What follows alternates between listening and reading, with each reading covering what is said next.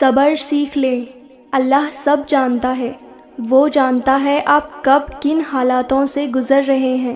یقین کریں وقت بدل جائے گا، کیونکہ تبدیلی کائنات کا اصول ہے۔